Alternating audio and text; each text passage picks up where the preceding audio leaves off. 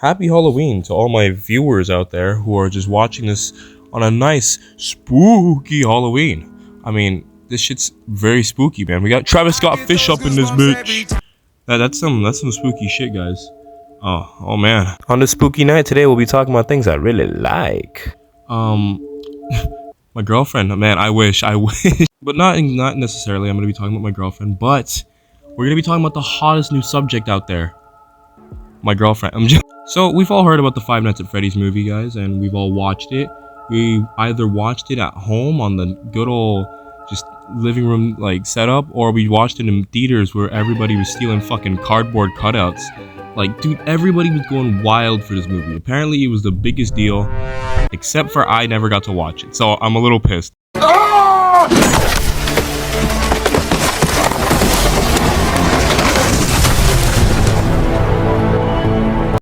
Tripping, bro. Something funny and creepy was that my girlfriend got to watch it. I find that creepy. I was like, yo, how'd she watch it without me? Who else got to watch it? My sister got to watch it, and I never got to it because I was just in my man cave, you know, and I was just listening to like freaking MF Doom, bro. I was vibing that night. I was like, you know what? I don't even want to watch Fnaf. I just want to just vibe by myself. Anyways, Fnaf's really got me thinking of something. You know, where does horror stand? Or how does Fnaf really set the ground for what modern horror looks like today? Because when you watch this movie, you kind of have this tone set in your body. It feels gross. It feels like someone just, you know, shits in front of your doorstep and you just kind of have to fucking, you kind of just, what do you do with it? It's not yours. I'll tell you what to fucking do. You DNA trace that thing back all the way to its fucking roots, and then you'll find the person it belongs to. And just like the horror talk we've been talking about this whole time, we finally find the roots to what exactly horror is.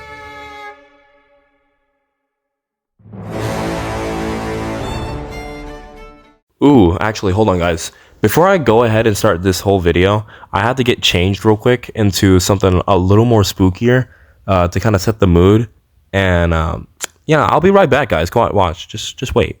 This is gonna be really cool because I learned how to edit this. Hey, look at the drip, boys. I'm fucking dripping out with the fucking. Okay, you know I'm so fucking bored. It's cool though, right? It's cool. All right. Now we can start the video. Let's get started. Now, if you couldn't tell, guys, from my big ranting of what horror is today and how horror is not as scary as you think it is, well, then you've kind of noticed that something is a little bit wrong with me. Oh man, why don't you like the Conjuring franchise? It's like, isn't it really scary? You can't fucking label on something that's really badly written and then still say, hey, this is actually based on a true story, and still have the movie suck complete ass. Now, okay, I get I'm just saying bad things about movies like The Conjuring and just saying, like, not calling it a day, but you're probably just wondering, like, why the fuck am I just saying all this right now? Well, you know, I want to let you guys know a little something about why I feel the way I do for horror movies now today. And I can sum it up to the best of my ability. So the modern problem with most horror movies now today is not the fact of if it's original or if it has the best scare value ever. No, nothing like that. It really comes down to just how many times the same old recipe, cookie cutter style has been replicated over and over and over and over and over and over and over again. I'll give you a very common example. If your movie's about a serial killer, sometimes your serial killer is donning a pretty quirky costume, killing teens, sometimes kids if he's quirky. And usually most of the time, the movie takes place on a festive holiday, maybe like your birthday, Christmas perhaps, or, you know what, heck, maybe let's go with Thanksgiving. Oh, but that's just one common example. Here's another. Ooh, let's say that you're maybe probably making like a paranormal movie. Well, your movie's probably gonna be about a nice little family moving into a house, or let's just kind of change it up. Let's say your family plays with a fucking a Ouija board, right? Oh shit, we just opened up the fucking demon realm and now the doll's moving. Oh my gosh, they took my little brother. I can't find him. So you're telling me if I make a deal with the devil, I'm gonna get $2 million? We're at the coming age of where horror movies are now having identity crises. Almost every single one of them are about the same thing, similar concept or premise, and they just don't seem to have, like, that much originality. So I'm gonna set it down like this. Modern horror is more set like the idea of just throwing in cheap jump scares and hopefully a little bit of gore to kind of add in some sort of scare factor to you. It's not scary, but that shit is for stupid, weak dick sauce people, man. If you're sitting here watching movies and you're genuinely saying that movie was super scary, and you're coming out from watching the Fnaf movie, dude, I'm gonna beat you up. I'd say a very good representation of what good horror is written like would be two movies I consider to be hit time classics. Hereditary is a film about a woman and her kids getting ready for a funeral for their recently deceased grandmother, who the family rarely ever knew, except for the daughter. Throughout the movie, we're given subtle hints to why the daughter acts very strange or why she's a bit distant and quiet, and we could sort of say maybe she's just a bit of a quirky little child. You know, I was a quirky little kid, man. I drank glue. Besides the quirkiness, we have a brother who's in his teens who wants to just typically get drunk. He wants to get high. I don't know. I don't even know the words of that song. But basically, he's your typical teenager who just likes to party and hang out and really not like his sister. We have a dad who really wants the best for his family and really does his best.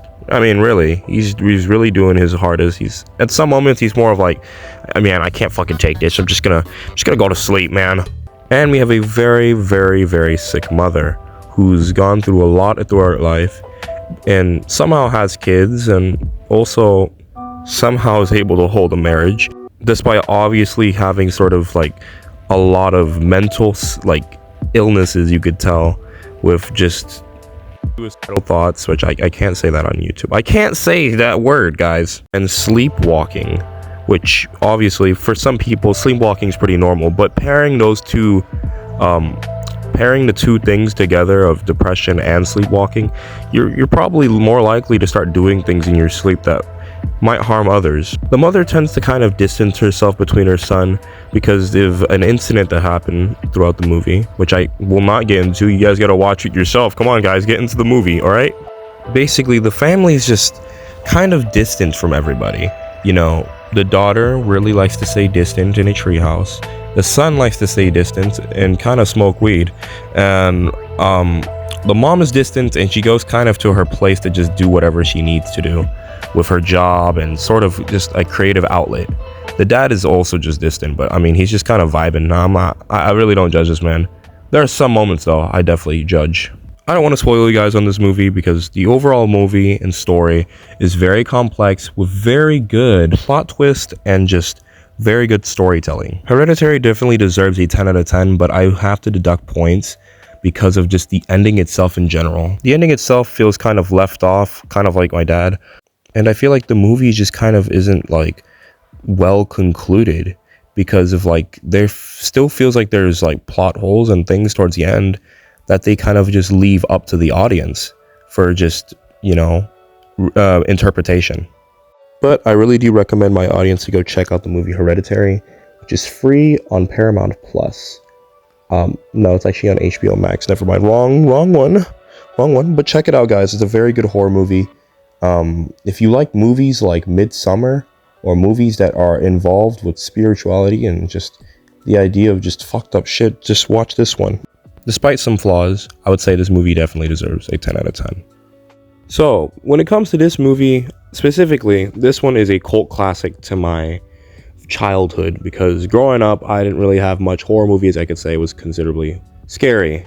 The movie I'm talking about is Ju-on, which is a Japanese horror movie translated into The Grudge. You probably might know about it, and I'm not talking about the really shitty 2000s version with a lot of CGI. That honestly ruined it, to be honest. Like, there's a sense of authenticity when it comes to this movie, you know? The movie shows like there can be so much done without CGI, and he still tell an amazing story with such great acting. I mean, it's Japanese, I would say.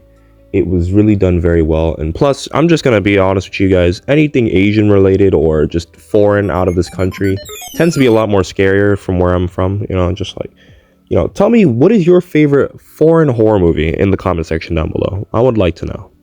I guess what really scared me as a kid when it came down to Ju-on was more of the imaginative state I was in as a kid.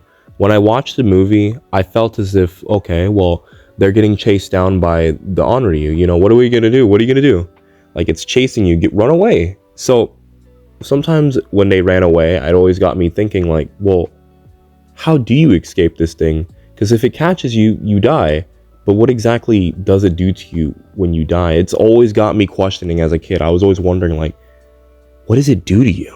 So yeah, it really just came down to my imaginative state when I was a kid, and just more of like how well they did the makeup for just the character like that. I know they just made her face white, and then like it genuinely scared me. I think as a kid growing up, that like traumatized me. So when it comes down to horror, most of the time I'm not really scared of what I see on screen, and it doesn't affect me as much as what The Grudge did for me as a kid growing up. So for my final conclusion for this movie, I'd gotta say the story and just everything in general, I really just went down a whole nostalgia trip right now for this whole movie. I'll give it a 10 out of traumatic experience type movie, because growing up, this movie scared the fucking badooka out of my ass. I was terrified after watching this movie.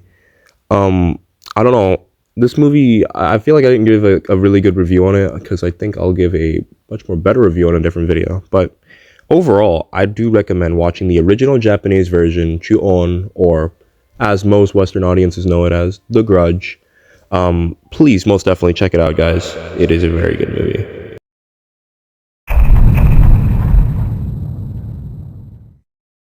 Well, I'm back. Okay.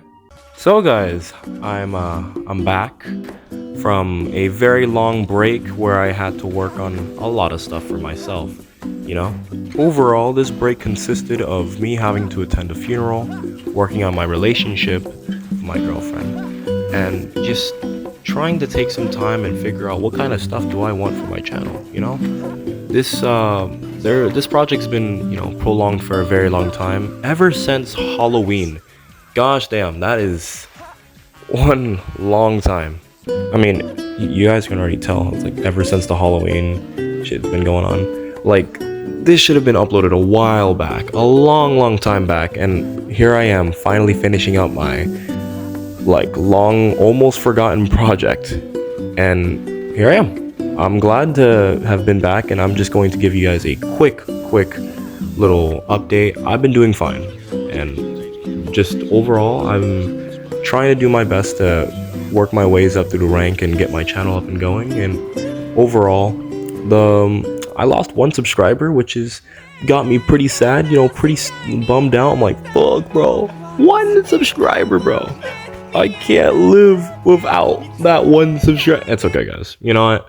When it really comes down to this, I just really do this stuff as an outlet, to kind of get an idea of, kind of what I like to do. I like to edit and work on videos, talk about stuff, and you know what? I'm glad that there's people out there who enjoy my content, I'm happy that there are people who can see eye to eye with certain things I do and enjoy my comedy in some sense.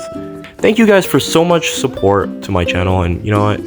I hope you guys enjoyed this different style of a video I've worked on, and please just keep chilling. Enjoy your day, guys.